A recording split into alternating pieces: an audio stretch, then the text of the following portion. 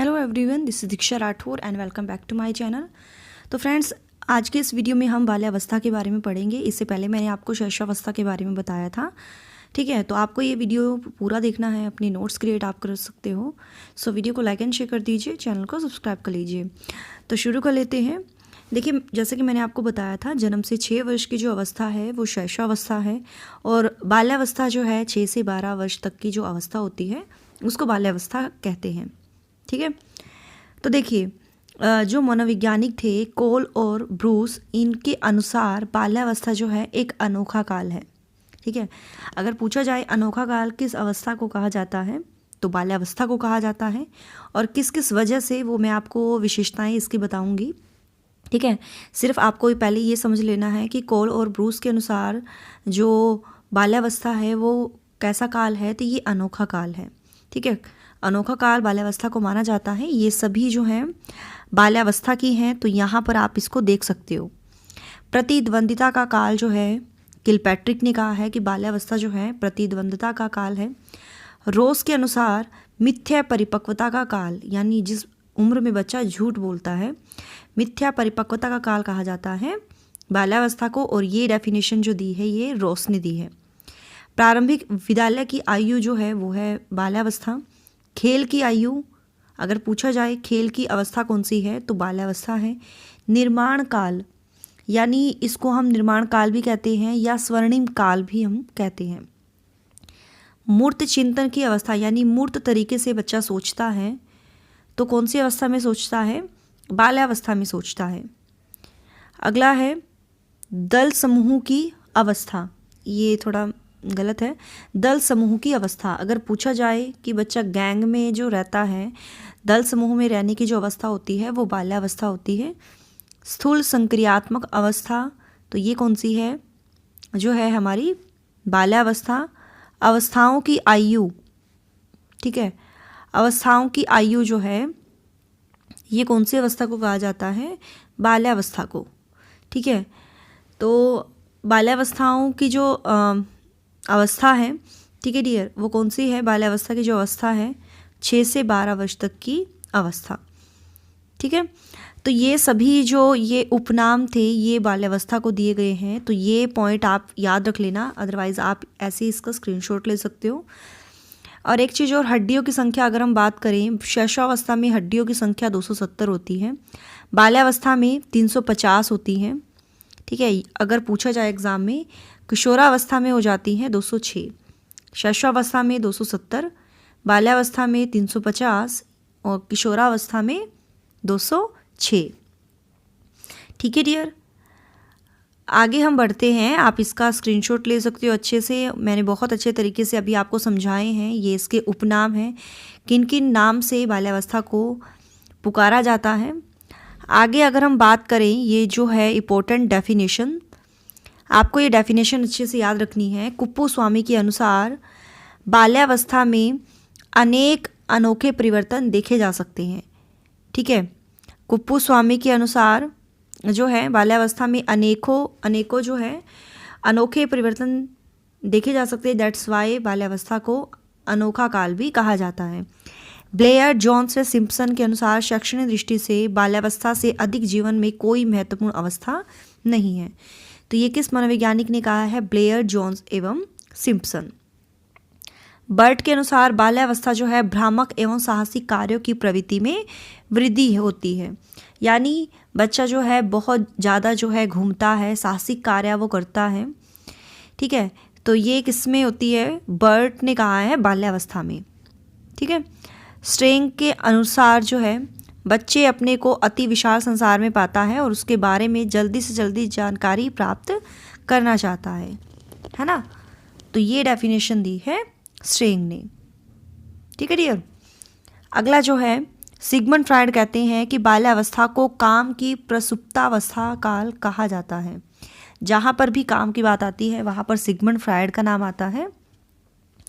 ठीक है, तो ये डेफिनेशन दी है सिगमंड फ्रायड ने। और फ्रायड मानते थे कि बालक का जो विकास है ना वो 5 वर्ष तक की आयु तक हो जाता है, लेकिन बाल्यावस्था जो है विकास की ये संपूर्णता गति प्राप्त करती है और एक परिपक्व व्यक्ति के निर्माण की ओर अग्रसर होती है। ठीक है, ये डेफिनेशंस आप याद रख लेना, आप स्क्रीनशॉट ले सकते हो। अब अगर हम बात करें इसकी जो है विशेषताओं के बारे में, बाल्यावस्था की हम विशेषताओं के अगर हम बारे में बात करें, शारीरिक व मानसिक विकास में स्थिरता। देखिए डियर, 6 या 7 वर्ष की आयु के बाद जो है बच्चे के फिजिकल और मेंटल डेवलपमेंट में स्टेबिलिटी आ जाती है। ठीक है डियर, मतलब उसका जो है मस्तिष्क जो है परिपक्व जो है वो हो जाता है, यानी फिजिकल भी और मेंटली भी जो है वो स्टेबल हो जाता है। ठीक है, ये है पहली विशेषता। दूसरी है यथार्थवादी दृष्टिकोण, यानी वो जो है रियल चीज़ों को, यानी वो जो है मतलब रियलिटी को जानना वो शुरू कर देता है, रियलिटी को। ठीक है डियर, मतलब रियलिटी में क्या हम सकते हैं, जैसे एक चीज़ होती है इमेजिनेशन, एक चीज़ होती है जो रियल होता है, लेकिन वो उसका जो पॉइंट ऑफ व्यू होता है वो रियल हो जाता है। जिज्ञासा की प्रबलता, यानी बच्चे की जो जिज्ञासा है इसमें ज़्यादा प्रबल होती है। बच्चा हर वस्तुओं के संपर्क में आता है, उनके बारे में प्रश्न पूछता है, हर तरीके से वो इन्फॉर्मेशन लेना चाहता है ना। मतलब उसके ये जो प्रश्न होते हैं ना, वो शैशवावस्था के साधारण प्रश्नों से जो है वो डिफरेंट होते हैं, थोड़े लॉजिकली होते हैं। ठीक है, मानसिक योग्यताओं में वृद्धि, बाल्यावस्था में बच्चे के मानसिक योग्यताओं में कंटिन्यू ग्रोथ होती रहती है। उसकी संवेदना, उसकी फीलिंग्स, उसका जो प्रत्यक्षीकरण की जो शक्तियां हैं उसमें भी वृद्धि हो जाती हैं। वो डिफरेंट बातों के बारे में विचार और तर्क करना वो शुरू कर देता है। ठीक है, समूह भावना का विकास, यानी वो समूह में रहना शुरू कर देता है। रचनात्मक कार्य में रुचि होती है, क्रिएटिविटी, जैसे बगीचे में काम करना, औजारों से लकड़ी की वस्तुएं बनाना, या उसके अगर हम ऑपोजिट करें तो लड़कियां क्या करती हैं, घर घर खेलती हैं, कोई ना कोई कार्य खेलती हैं, कढ़ाई करना, कुछ भी सीना पिरोना। तो ये सभी जो है रचनात्मक कार्य में इसमें बच्चे रुचि लेने लगते हैं। संवेगों पर नियंत्रण, उसके जो इमोशंस हैं उस पर वो नियंत्रण रखना जो है शुरू कर देता है। संग्रह प्रवृत्ति का विकास, इस अवस्था में बच्चे की संग्रह, यानी किसी भी चीज़ को संग्रह करने की अवस्था जो है, मतलब संग्रह करने की अगर प्रवृत्ति पाई जाती है वो बाल्यावस्था में पाई जाती है, हर चीज़ों को कलेक्ट करने की। ठीक है, प्रतिस्पर्धा की भावना, कंपटीशन की भावना रहती है इसमें कि इससे ज़्यादा मुझे नंबर लेने हैं, इससे आगे बढ़ना है। बच्चों में आपस में कंपटीशन होता है, तो प्रतिस्पर्धा की भावना होती है बाल्यावस्था में। औपचारिक शिक्षा का प्रारंभ, यानी अगर हम बोलें जो फॉर्मल एजुकेशन होती है वो इसका प्रारंभ हो जाता है। ठीक है डियर, ठीक है, तो मतलब क्या है, मतलब बच्चा जो है क्या करता है, विद्यालय जाना शुरू कर देता है। ठीक है, अनुकरण की प्रवृत्ति, यानी बच्चा जो है दूसरों को देखकर उनका अनुकरण करता है। ठीक है, अगला है समलिंगी भावना, यानी लड़के जो है लड़कों में ही बैठना जो है पसंद करते हैं। समलिंगी होता है जो लड़के और लड़कियां लड़कियों में, अगर विषमलिंगी आता तो लड़के लड़कियों के प्रति अट्रैक्ट होते और लड़कियां लड़कों के प्रति। यहाँ पर समलिंगी की बात है तो यहाँ पर सेम होगा कि लड़के लड़कों के प्रति और लड़कियां लड़कियों के प्रति जो है अट्रैक्ट हो जाते हैं और साथ में खेलते हैं। ठीक है, बहिर्मुखी प्रवृत्ति, शैशवावस्था में जो है बालक का व्यक्तित्व तो अंतर्मुखी होता है, वो खुद में ज़्यादा बिलीव करता है, सेल्फ सेंटर्ड होता है। इसके अपोजिट जो है बाल्यावस्था में उसकी पर्सनैलिटी बहिर्मुखी होती है, यानी वो हर व्यक्ति के, हर वस्तुओं के, हर कार्यों से जो है ज़्यादा से ज़्यादा वो इंट्रोड्यूस होना चाहता है। ठीक है डियर, और एक चीज़ और, मोरालिटी का जो है डेवलपमेंट इसमें हो जाता है। और इस अवस्था में बच्चे क्या करते हैं, निरुद्देश्य घूमना, यानी बिना मतलब के घूमते रहते हैं, घुमक्कड़ प्रवृत्ति के होते हैं।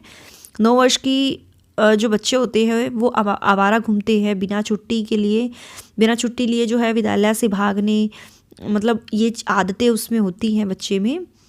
ठीक है डियर, बच्चा दल में रहना शुरू कर देता है, सामूहिक खेलों में ज़्यादा वो रुचि लेता है। ठीक है, तो ये सभी विशेषताएं थी। अब हम बात करते हैं बाल्यावस्था में शिक्षा का स्वरूप। मतलब इस अवस्था में बच्चा स्कूल जाने लगता है, नए अनुभव प्राप्त करता है और औपचारिक अनौपचारिक शिक्षा वो लेता है। ठीक है, फॉर्मल इनफॉर्मल। तो बाल्यावस्था में शिक्षा का क्या स्वरूप होगा, जिज्ञासा की संतुष्टि, यानी बच्चे में जिज्ञासा की जो प्रवृत्ति होती है उसे दी जाने वाली जो शिक्षा का स्वरूप है ऐसा होना चाहिए जिससे उसकी इस प्रवृत्ति को संतुष्ट किया जा सके, सेटिस्फाई किया जा सके। भाषा विकास पर ध्यान देना चाहिए। मतलब इस अवस्था में बालकों की भाषा में जो है बहुत रुचि होती है और इस बात पर बल दिया जाना चाहिए कि बच्चे का जो है भाषा का विकास जो है अधिक से अधिक हो और अधिक से अधिक वो ज्ञान प्राप्त कर सके। ठीक है। इंद्रियों का समुचित विकास, यानी इस तरह से हम उनको एक्टिविटी कराएं ताकि बच्चों की जो इंद्रियां हैं वो सक्रिय हो सके और समुचित विकास उनका हो सके। ठीक है। रचनात्मक प्रवृत्ति पर विकास, बच्चों की जो रचनात्मक प्रवृत्ति होती है उसके अनुसार जो है रचनात्मक कार्यों की व्यवस्था हमें करनी चाहिए। नैतिक मूल्यों का विकास, नैतिक मूल्यों में हम कह सकते हैं ऑलमोस्ट 8 ईयर का जो बच्चा होता है अपने मॉरल वैल्यूज़ का निर्माण और समाज के नैतिक नियमों में वो बिलीव करने लगता है और उसे इस मूल्य का जो है उचित निर्माण और इन नियमों में जो है उसको दृढ़ विश्वास रखने के लिए उनको मॉरल वैल्यूज़ दी जानी चाहिए। ठीक है। संचय की प्रवृत्ति को प्रोत्साहन, यानी उसकी जो संग्रह की प्रवृत्ति है, संचय करने की प्रवृत्ति है, उसको प्रोत्साहन मिलना चाहिए। सामूहिक प्रवृत्ति की संतुष्टि, बच्चा सामूहिक प्रवृत्ति यानी समूह में रहता है, दूसरे बच्चों के साथ मिलता जुलता है, वो अनेक कार्य खेलता है, तो उसे इस बात का अवसर उसको देना चाहिए कि बच्चों में विद्यालयों में सामूहिक कार्यों और सामूहिक खेलों का जो है ज़्यादा से ज़्यादा आयोजन हो। ठीक है, जिससे उनकी जो संतुष्टि है वो हो सके। संवेगात्मक विकास पर ध्यान देना चाहिए, उनका जो इमोशनली डेवलपमेंट है ना, उस पर ज़्यादा ध्यान देना चाहिए। इंडिविजुअली सब पर ध्यान देना चाहिए। सामाजिक गुणों पर ध्यान बच्चे के देना चाहिए। ठीक है डियर, ताकि जो है उसमें सामाजिक गुण विकसित हो सके और उनको ना प्रेम और सहानुभूति द्वारा शिक्षा देनी चाहिए। मतलब बच्चों को जो है कठोर डिसिप्लिन पसंद नहीं आता है, ना ही उनको फिजिकली पनिश करना है।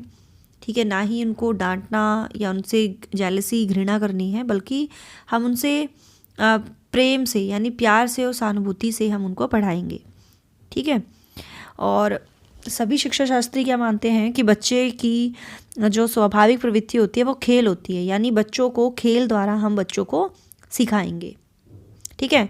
और बच्चे का जो पाठ्य वस्तु होती है, कंटेंट होता है या टीचिंग मेथड होते हैं, उसमें बदलाव लेकर आते रहेंगे टीचिंग मेथड में, ताकि उनका जो है उसकी मतलब जो व्यवस्था है, एजुकेशन सिस्टम है, वो सही हो सके। इंटरेस्टिंग उनके लिए कंटेंट लेकर आएंगे, इंटरेस्टिंग जो है टीचिंग मेथड हम यूज़ करेंगे। ठीक है। तो ये सभी जो है बाल्यावस्था के बारे में था, जो मैंने आपको क्लियरली बहुत अच्छे तरीके से समझाया है। ठीक है डियर, आपको कितनी पसंद आई है ये वीडियो और कितना आपको समझ में आया है वो मुझे आप कमेंट में बताइएगा। नेक्स्ट वीडियो में किशोरावस्था के बारे में हम बात करेंगे। ओके, इसमें से काफ़ी क्वेश्चन आपके एग्जाम में पूछे जाते हैं। So thanks for watching my video, do like share and subscribe my YouTube channel. Till then bye bye, रब रखा, जय भोलेनाथ।